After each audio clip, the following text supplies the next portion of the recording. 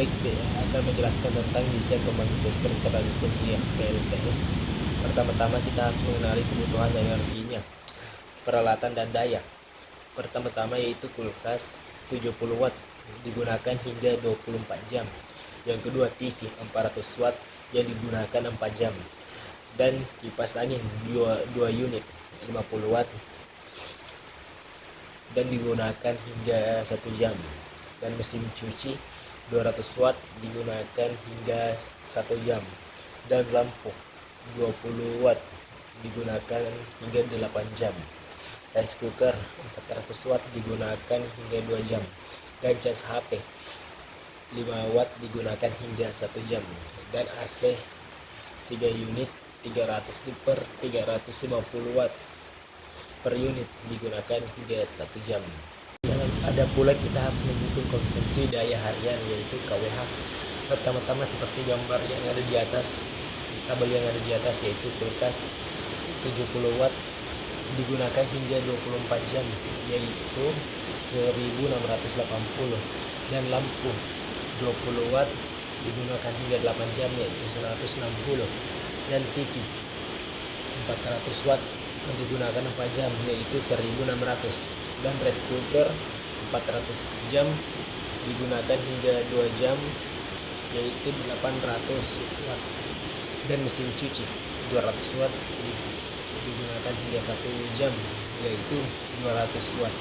Kipas angin 2 unit 100 dalam kurung 50 kali 2 6 jam yaitu 600, dan cas HP 5 watt pengecasan menggunakan 2 yaitu 10 watt, dan AC 3 unit 1050 dalam kurun 350 kali 3 dan digunakan dalam 8 jam yaitu 8400. Total asumsi harian penggunaan yaitu 13.450 Wh atau 13.45 kWh.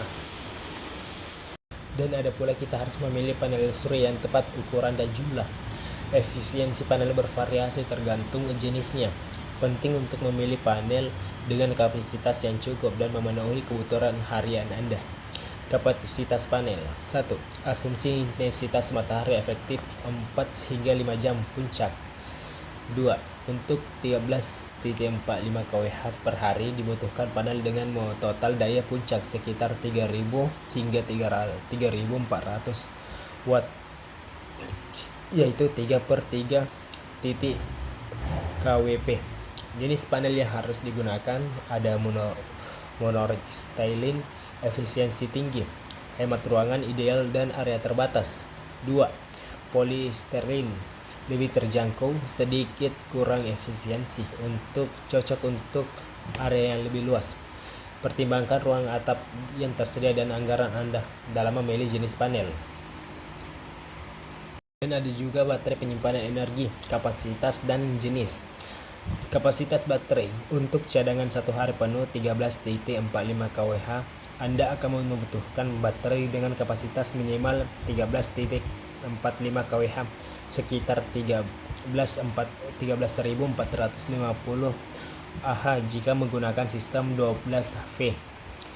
Dan jenis baterainya ada lead acid, lebih murah namun lebih pendek dan memerlukan perawatan. Dan yang kedua lithium ion, lebih mahal di awal tetapi umur lebih panjang dan bebas perawatan, efisiensi lebih tinggi.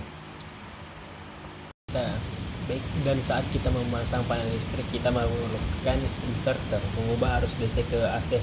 Inverter adalah otak dari sistem PLTS yang mengubah arus searah DC dari panel surya dan baterai menjadi arus bolak-balik AC yang digunakan oleh peralatan rumah tangga Anda. Dan fungsi utama inverter yaitu mengubah DC dari panel baterai menjadi AC. 2. Mengoptimalkan output daya dari panel surya. 3. Melindungi sistem dari lonjakan tegangan. Jenis inverter 1. String inverter yang umum biaya awal lebih murah dan rendah. Dan microinverter dipasang per panel, kinerja lebih baik di kondisi bayangan. 3.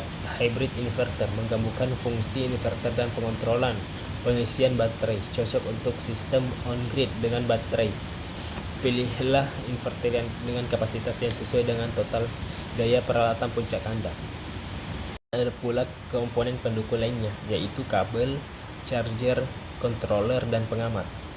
Selain komponen utama, beberapa elemen pendukung sangat penting untuk keamanan dan efisiensi sistem PLTS Anda.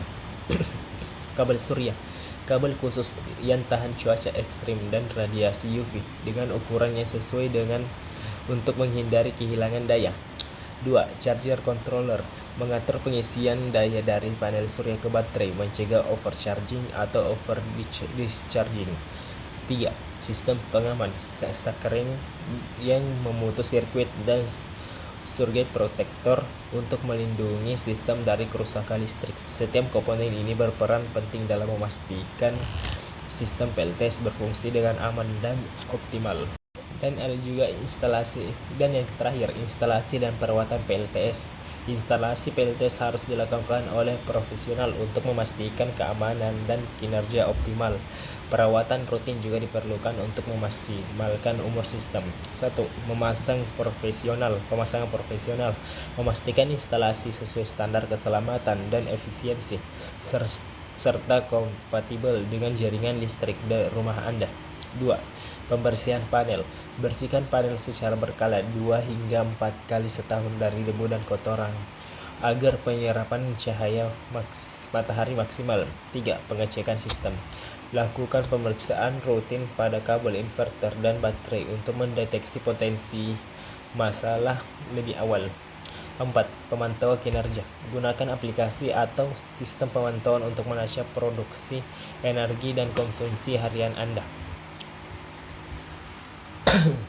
Baik, cukup sekian penjelasan saya. Saya dari kelas 2A NIM 24 OSP 015 atas nama Andi Asnur Syaki Baharudin telah menyelesaikan persentase hari ini, dan saya tutup dengan Assalamualaikum warahmatullahi wabarakatuh.